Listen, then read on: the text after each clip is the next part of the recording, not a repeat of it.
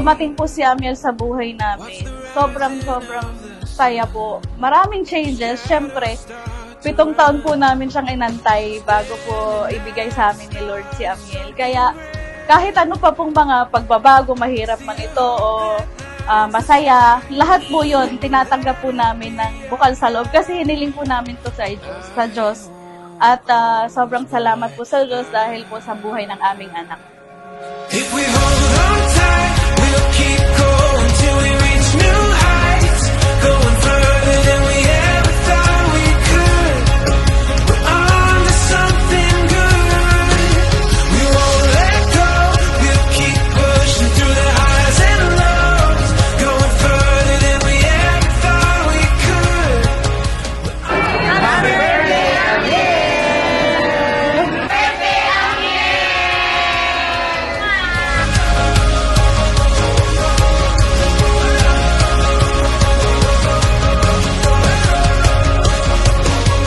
Si Amiel, napakatalinong bata.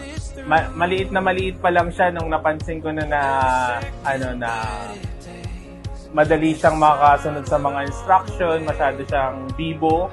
Basta until now, masyado niya kami pinapabilib sa mga, pinapahanga niya kami sa katalinuhan niya. Talagang nakikita namin every month na nag-grow siya with his attitude and smart talaga siya. Ayun lang. We'll keep going.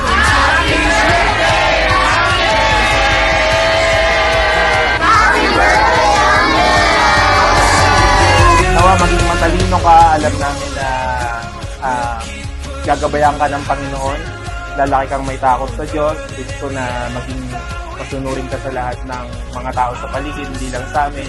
At nawa kung paano kami minamahal ng mga tao sa paligid, ganun mo rin sila mahal. At alam naman namin, kasi alam namin na guided ka.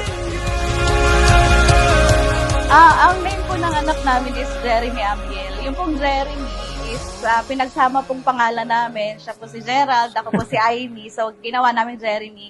At yung pong Amiel is follower of God. Kaya po yun ang nabigay namin pangalan.